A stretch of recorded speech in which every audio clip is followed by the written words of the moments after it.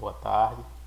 Meu nome é Fábio e eu vou fazer uma apresentação sobre controle por nega e repique, prova de carga dinâmica e o ensaio de integridade, o PIT.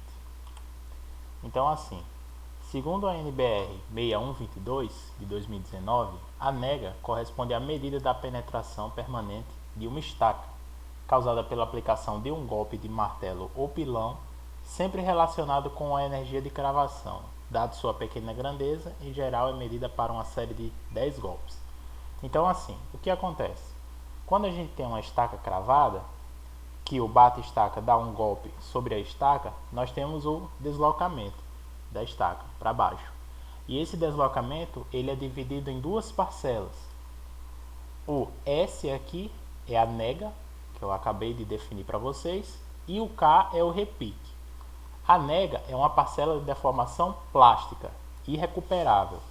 E o repique é uma parcela de deslocamento elástica que é recuperável. Então, como eu falei para vocês, a nega é uma medição que a gente faz para estacas que são cravadas e ela corresponde a uma diminuição gradativa da penetração. Porque o que acontece? Nos primeiros golpes do bate-estaca, a estaca desce muito, a medida da nega é muito alta. E à medida que a estaca vai sendo cravada no solo, cada vez mais diminui-se o quanto que ela desloca por golpe, certo? Então, o critério da nega é um critério que vai ser definido em projeto, como nós vimos na definição da norma, vai ser para um conjunto de 10 golpes e varia normalmente de 10 milímetros a 30 milímetros a cada 10 golpes. Esse termo nega vem do verbo negar, porque a estaca ela se nega a ser cravada no solo, certo? Então, assim, o que acontece? Quando o bate-estaca dá o golpe na estaca, o solo abaixo da estaca ele vai romper, certo? E aí vai permitir esse deslocamento da estaca.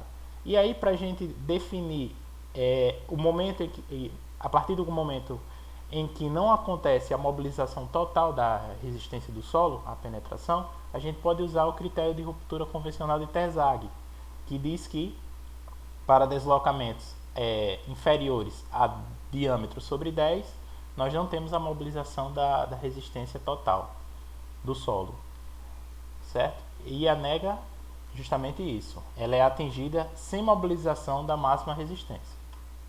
Então vamos fazer uma pequena demonstração. Imaginando que eu vou fazer um risco aqui na estaca, tá certo? O que acontece quando o martelo ele dá o golpe aqui? A estaca ela desce bastante e aí quando esse martelo termina de dar o golpe, ela volta um pouquinho para cima, tá certo? Então essa distância daqui para cá corresponde à minha nega e essa distância daqui para cá corresponde ao meu K, ao meu repique. Então, assim, em campo, a gente pode fazer a medição da nega dessa forma aqui, ó, como temos na imagem à esquerda. É um operário, ele usa aqui uma referência, né? Ele vai passando o lápis nesse sentido aqui, ó, da direita para a esquerda, e aí quando o equipamento dá o golpe, ele tem essa medição aqui, do mesmo jeito que eu desenhei para vocês. E aí essa parte de cima é o repique e a parte de baixo do deslocamento é a nega. Mas assim, como isso aqui é muito perigoso, pode gerar acidentes, já existem outros equipamentos ópticos que fazem essa medição à distância da nega e do repique. Então assim, segundo a NBR 6122, o repique é a parcela elástica da penetração máxima de uma estaca decorrente da aplicação de um golpe de martelo ou pilão. E o repique, por sua vez, ele é dividido em duas parcelas, o C2 e o C3. O C2 é o encurtamento elástico da estaca, porque a estaca ela encurta um pouco e volta, né? E o C3 é o quake do solo, que o solo ele também tem uma parcela de encurtamento elástico, certo? Então, se a gente voltar para a nossa demonstração, né? A estaca desce e depois sobe um pouquinho. Esse repique, tá aqui, o meu K, ele vai ser dividido em duas parcelas, não é isso? Uma parcela C2, que é devido ao encurtamento elástico da estaca, C2, e uma parcela C3, que é o encurtamento elástico do solo, o quake do solo. Bom? Então, continuando. No começo, né, no desenvolvimento de fórmulas para tentar se estimar a capacidade de carga com base na energia de cravação, foram desenvolvidas fórmulas dinâmicas, né, que relacionavam a energia de cravação com a resistência total mobilizada. A resistência total mobilizada ela é dividida em duas parcelas, porque no momento da cravação temos uma parcela de resistência estática do solo e temos uma parcela RD, que é a resistência dinâmica. E essa resistência dinâmica diz respeito ao movimento da estaca para baixo, tá certo? E o objetivo das fórmulas sempre foi estimar o RU, que é a resistência estática, que é a resistência que interessa para a gente. E aí, de fórmulas dinâmicas, existem várias fórmulas. Uma delas, que eu quis trazer aqui para vocês, é a fórmula de Kelly, tá certo? Vejam que ela está relacionada ao encurtamento elástico da estaca, né? E e A, que são o módulo de elasticidade e a área transversal da estaca, e um comprimento equivalente. Esse comprimento equivalente é alfa vezes L, tá certo? Esse alfa a gente pode ver aqui nessa tabelinha que eu trouxe da literatura, que ele vai depender do mecanismo de resistência da estaca, se a carga é totalmente resistida pela ponta, por atrito lateral ou por uma parcela de cada, certo? E, como a gente viu que K é C2 mais C3, o C2 vai ser K menos C3. E aí da literatura também trouxe aqui para vocês alguns valores de C3 para alguns tipos de solo, né? Alguns valores de C3 em milímetro. Então, assim, com o passar do tempo foi visto que a teoria da equação da onda ela se adaptava mais na análise da capacidade de carga de estacas, né? Porque o que acontece? Quando o martelo ele dá um golpe em cima da estaca, a gente tem uma onda descendente, uma onda que desce e outra onda que sobe. Essa onda que sobe, né, essa reflexão, ela acontece devido à resistência durante o fuste da estaca e resistência de ponta também, resistência lateral que se desenvolve e resistência de ponta. E também por mudanças na área da seção, tá certo? Que muda a impedância, eu vou mostrar para vocês mais na frente. E aí essa avaliação dessa onda é feita por instrumentos específicos. Então aqui nós temos a equação diferencial da onda, que ela relaciona o deslocamento da onda, e esse deslocamento é em função de x e de t. X é uma posição ao longo da seção da estaca e o t é o tempo. Então, assim, a velocidade de propagação da onda, ela é definida por essa fórmula aqui. Vejam que ela tem relação com o módulo de elasticidade da estaca e a própria densidade do material da estaca, certo? A solução geral dela é dada por essa fórmula aqui. Então, vejam que nós temos duas funções, uma função f e uma função g. Essa função f diz respeito à onda que desce no momento da aplicação do golpe do bate-estaca sobre a estaca. E a função g é uma função da onda ascendente, que vem trazendo essas informações do que está acontecendo ao longo do fuste da estaca e na ponta da estaca, certo? Então, é possível obter a velocidade e a força. A velocidade, né, que é a soma da velocidade ascendente com a descendente das ondas, ela é a primeira derivada da minha função u, certo? E também é possível se obter a força, tanto a força da onda que sobe, quanto a força da onda que desce. E a velocidade e a força, elas se relacionam por uma variável. Essa variável é a impedância, vamos chamar aqui de Z, tá certo? Impedância é força dividido por velocidade. E a impedância, ela pode ser dada por essa fórmula aqui, ó, que tem relacionado com as propriedades da nossa estaca, módulo de elasticidade e área transversal, e a velocidade de propagação da onda, o C, certo? Então vamos lá. Para medir a força e a velocidade totais no topo da estaca, ela tem que ser instrumentada. Eu vou mostrar mais, a gente vai conversar sobre isso mais na frente, tá bom? E assim, A força e a velocidade, elas podem ser separadas em parcelas, pelas equações anteriores, né? E aqui a gente vê as parcelas da força descendente, aqui, ó, veja que está em função de impedância e velocidade, e as parcelas de força da onda ascendente, a onda que sobe, certo?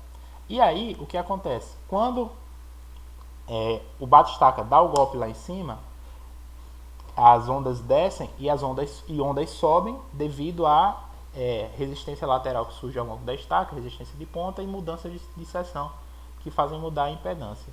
E aí, o importante, assim, o mais importante, né, são as ondas ascendentes, porque as ondas ascendentes elas vão transmitir as informações da resistência de ponta, da resistência lateral ao longo do fuste da estaca e da impedância, que aí eu vou conseguir ver, através da impedância, variações da área da seção transversal da estaca.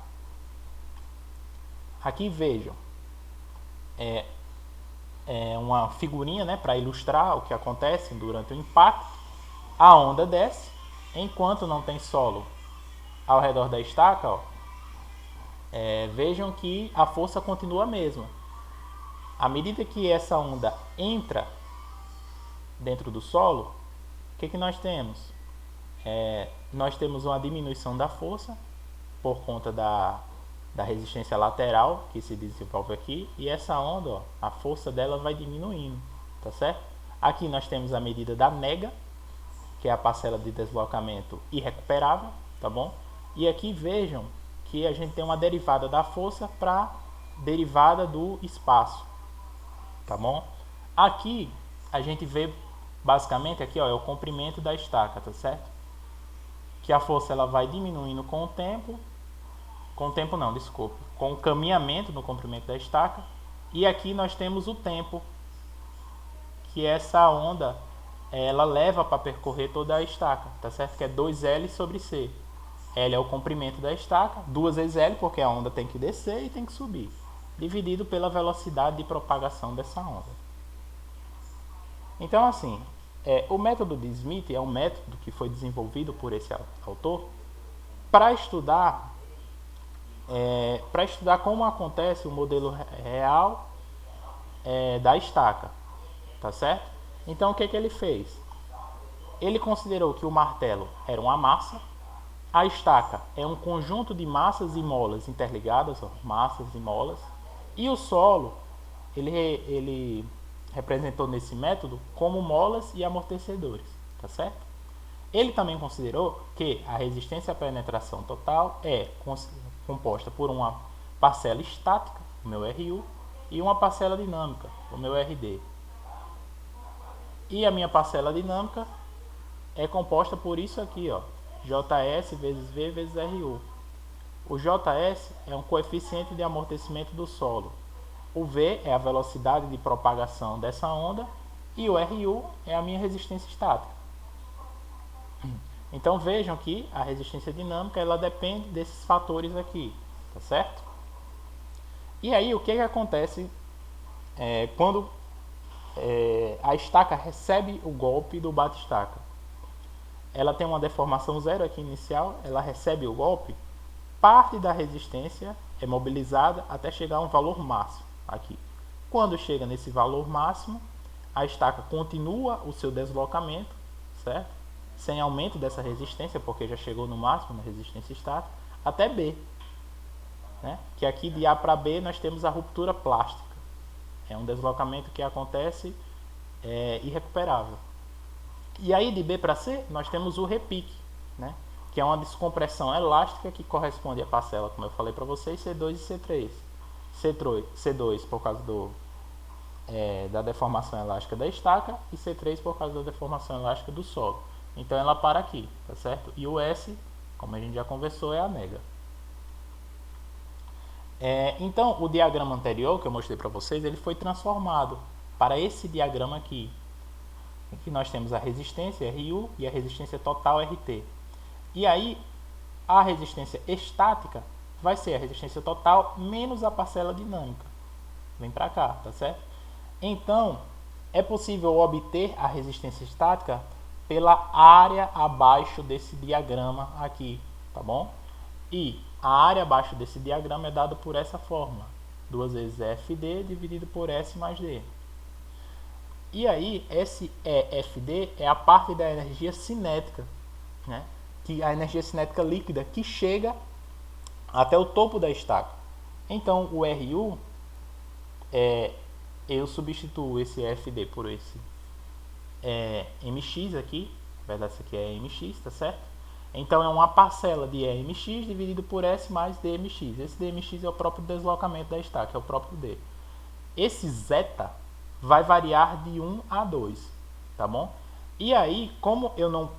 Tem casos que eu não consigo medir, se eu não tiver a estaca instrumentada, eu não consigo medir a minha energia cinética que chega até ela, eu posso usar essa fórmula aqui para determinar o meu MX, que está aqui em cima, que é igual a EF vezes, que é a eficiência do tipo de martelo, que é dado por essa tabelinha aqui. A gente pode ver, ó, a eficiência do martelo.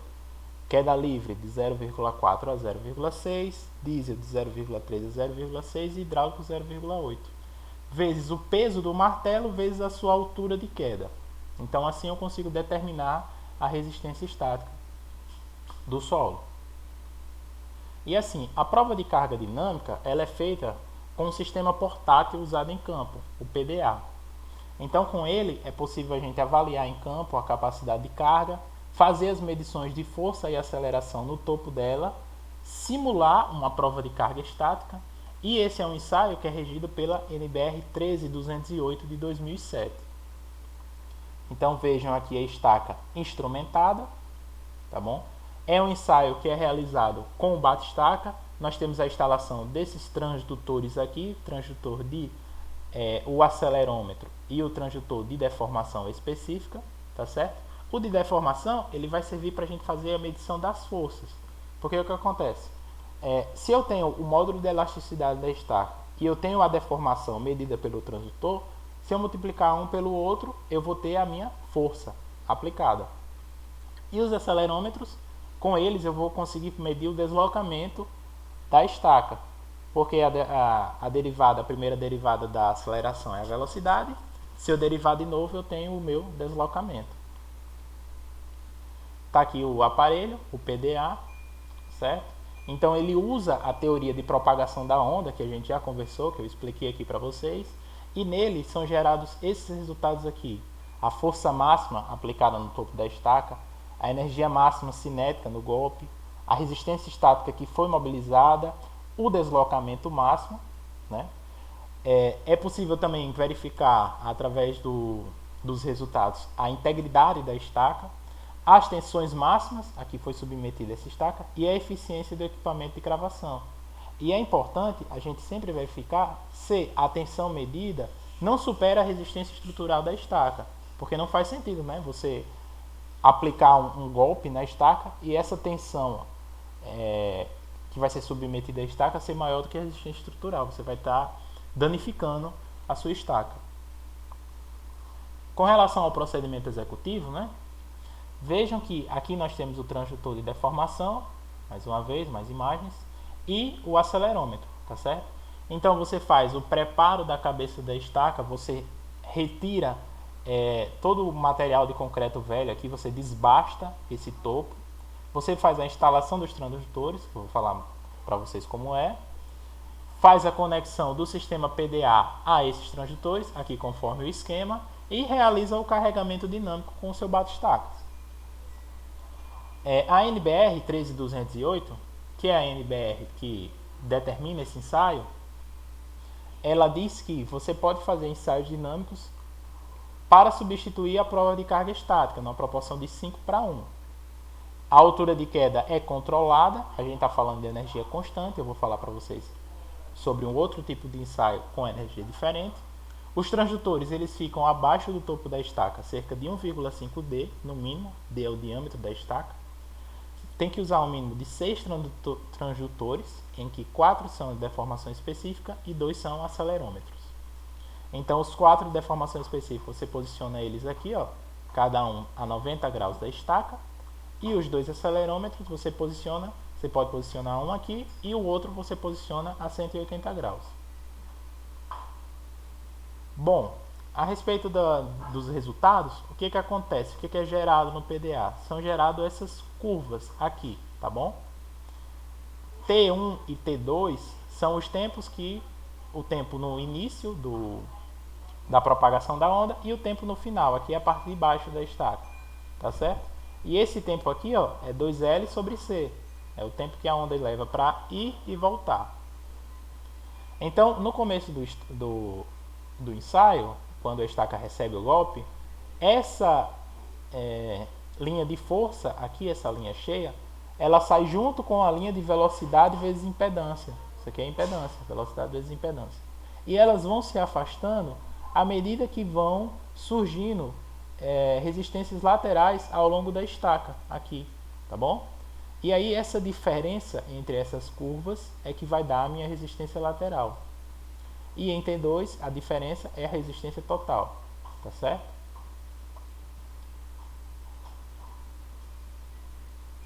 Então assim, eu estou trazendo aqui para vocês a diferença entre o sinal numa estaca de ponta livre e o sinal numa estaca de ponta engastada.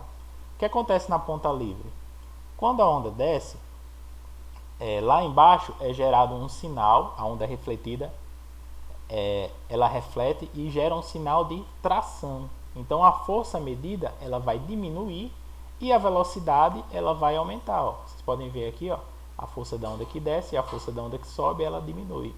A velocidade que desce e a velocidade que sobe da onda ela aumenta. Então tá aqui, ó, eu vou ter um aumento da velocidade, mas eu vou ter uma diminuição da força da onda ascendente, tá certo? Sempre considerando o tempo 2L sobre C, o tempo para a onda descer e subir. Quando a ponta é engastada é o contrário, né? A resistência de ponta é alta, aqui não tem resistência de ponta, e aí o sinal que sobe da onda refletida é um sinal de compressão. Consequentemente a força aumenta, estamos vendo aqui, e a velocidade diminui, e ficamos com isso aqui no final. Um aumento da força, uma diminuição da velocidade de propagação da onda. Bem, para analisar o ensaio, para fazer a análise do PDA, existem dois métodos, o case e o CAPWAB. O método case ele é mais simplificado. Ele faz a análise da resistência estática pela interpretação da força e da velocidade no topo, né? Esse método considera que essa diferença aqui se dá somente por resistência lateral ao longo do fusto da estaca, não se dá por exemplo, variações de impedância, certo?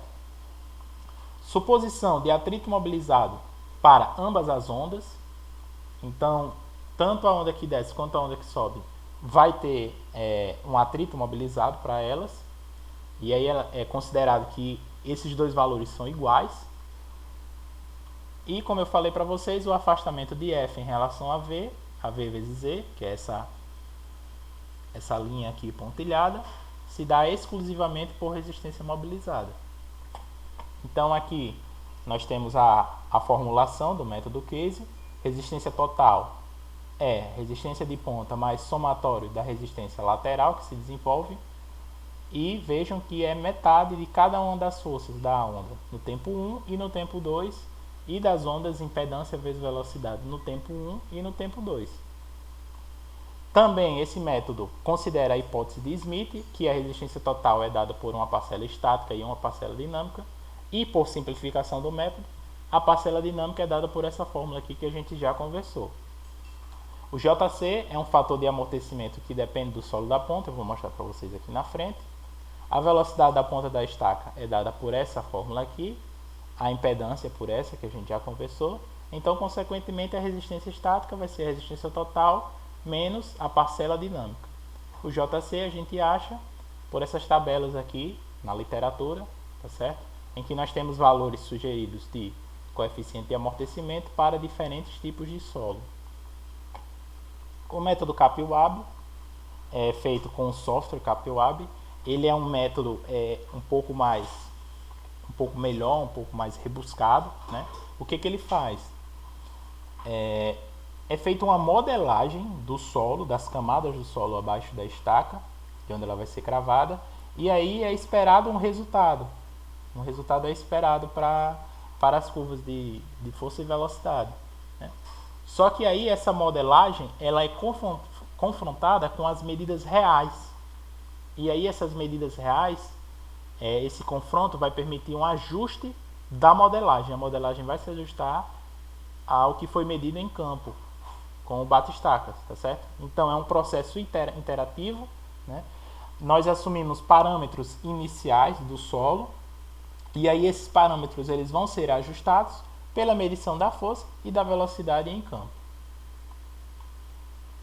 Bem, como eu conversei com vocês, também é possível verificar a integridade da estaca. Eu trouxe novamente essa figura para a gente imaginar o seguinte. Vamos imaginar que esse T2 não está aqui, que ele está por aqui, tá bom? Então vejam que teve um momento em que a velocidade ela aumentou e a força diminuiu antes de chegar no final da estaca. Isso aqui vai indicar para a gente um problema que nós temos aí em uma certa seção da estaca, que essa distância eu posso conseguir pela velocidade de propagação da onda, tá certo? E pelo tempo que ela demorou para chegar aqui, eu consigo achar o meu L, o posicionamento dessa seção aqui. Então, foi visto com o tempo que o PDA também permite verificar essa integridade da estaca, detectar problemas através da medição da força e velocidades. Então, quando nós temos uma diminuição da seção, que é esse exemplo aqui, a velocidade aumenta e a força diminui, causado por uma variação da impedância. E aí, o equipamento ele gera um fator beta que você verificando esse fator beta, você vai verificar o nível do dano da estaca. Se ela está íntegra, se ela está levemente danificada ou quebrada. E esse beta vai de 1 até menor que 1. E esse fator beta ele vai ser relacionado à variação de velocidade vezes impedância e da força inicial aplicada em cima da estaca. Então, assim, com a evolução do PCD, da prova de carga dinâmica, que era com energia constante, surgiu também a prova de carga dinâmica com energia crescente. Porque o que acontece? A prova de carga dinâmica com energia constante, você sempre solta o martelo, que ele tem um peso W, de uma altura fixa. E aí é gerado alguma coisa parecida com isso aqui, só que nós não temos esses vários pontos, nós só temos um ponto, uma resistência estática mobilizada aqui para um certo deslocamento. Então é como se nós considerássemos que acontece uma ruptura nítida e que a energia constante é capaz de mobilizar toda a resistência estática. Mas pode não ser verdade isso. Então foi desenvolvido o método com energia crescente, ou seja, como foi variada essa energia? Com variação da altura de queda do martelo do batistaca. E aí essa variação da altura de queda permite desenhar um gráfico parecido com esse aqui, que é o gráfico, né, que a gente gera na nossa prova de carga estática. Então vejam que esse método é muito vantajoso e permite que você encontre a resistência estática por um critério. Pode ser, por exemplo, o critério da NBR, pode ser o critério de Terzaghi, tá certo? Então o de energia constante ele só gera um ponto nessa curva. E a energia crescente ele gera vários pontos aqui. Aqui não é para considerar esses pontos. Eu trouxe como exemplo para a gente ver também a ruptura nítida, como é o desenho dela. E assim, falando sobre o ensaio de integridade PIT, ele é um ensaio que a gente verifica para saber se tem algum problema na seção transversal da estaca. Então ele é feito, é gerado um sinal parecido com esse aqui, de velocidade, tá bom? Aqui em cima não dá para ver muito bem, mas aqui em cima é um exemplo de estaca danificada. O comprimento da estaca é tudo isso aqui, ó. E aqui é um exemplo de sinal normal. Vejam que na estaca danificada a gente tem variações muito grandes do sinal da velocidade, ó. Aqui aumentou, baixou, aumentou, baixou e aumentou aqui. Esses aumentos se devem à redução da área da seção transversal da estaca. Então é possível a gente verificar essas mudanças, né? Por essas mudanças da velocidade, que a velocidade muda por variação de impedância. Então, quando a onda refletida é uma onda de tração, a velocidade aumenta, que é o que está acontecendo aqui, significa diminuição da área. Se a onda refletida é de compressão, ele está dizendo para a gente que a área da seção transversal ele aumentou. E aqui nós vemos imagens do PIT sendo executado. Desbastamos a parte superior da estaca, tá certo? Ele é um equipamento bem compacto, vejam aqui. É instalado um acelerômetro aqui em cima e esse martelo que faz parte do equipamento. Com ele você gera uma onda e essa onda desce e sobe ao longo da estaca e aí você consegue gerar aquele gráfico que eu mostrei para vocês antes. É um ensaio não destrutivo, barato e rápido. Ele permite você detectar as variações de ar da área da seção transversal de 30 até 50 vezes o diâmetro da estaca, abaixo da estaca. Ele tem uma limitaçãozinha que ele não detecta danos abaixo de um primeiro grande dano que você já detectou no ensaio. A NBR 6122 ela traz a tabela 6 para definir a quantidade de provas de carga necessárias no seu estaqueamento, certo? Aqui primeiro você verifica na parte A da tabela 6 as tensões de trabalho, dependendo do seu tipo de estaca. Se essa tensão for menor do que esses valores aqui e o número total de estacas for menor do que esse aqui, não é obrigatório você executar a prova de carga. Se a tensão for superior a isso aqui, você precisa executar a prova de carga. Se a tensão for inferior, mas a quantidade de estacas for superior à quantidade da coluna B aqui, você é obrigado a executar a prova de carga estática, e aí você multiplica as suas estacas por 1% e arredonda para cima para saber quantas provas de cargas dinâmicas você precisa executar, tá bom? Ou provas de carga estáticas também. Quantas provas de carga você precisa fazer. E para essa contagem você não conta as estacas de muros de contenção. Quais são as vantagens das provas de carga dinâmica? Bem, menor custo, são várias vantagens, né? Menor custo, é um ensaio bem rápido, você consegue avaliar a capacidade de carga de várias estacas, você consegue caracterizar a curva de distribuição de resistência, muito importante para a gente definir probabilidade de ruína. É um ensaio que você permite ser executado em estacas offshore, são as estacas executadas fora do continente. Permite a avaliação da capacidade de carga de estacas de altas cargas. São medidas imediatas, capacidade de carga obtida, tá certo? Você consegue fazer uma avaliação do setup e da relaxação para estacas moldadas em loco. Lembrando que o setup é uma cicatrização do solo, é um aumento de resistência após a cravação de uma estaca, e a relaxação é o contrário, é uma diminuição de resistência. Para as estacas moldadas em loco, você tem que esperar um tempo. A norma diz no mínimo 5 dias após a execução dela para poder executar a prova de carga dinâmica. Você consegue obter separadamente as parcelas de resistência de ponta e resistência lateral. É possível verificar a integridade da estaca, como a gente conversou, com relação aos sinais. E quando você faz isso com energia crescente, você pode gerar uma curva de carga-recalque, que aí é parecida com a curva de carga-recalque que a gente gera quando faz a prova de carga estática. Essas foram as referências que eu utilizei na apresentação. Muito obrigado.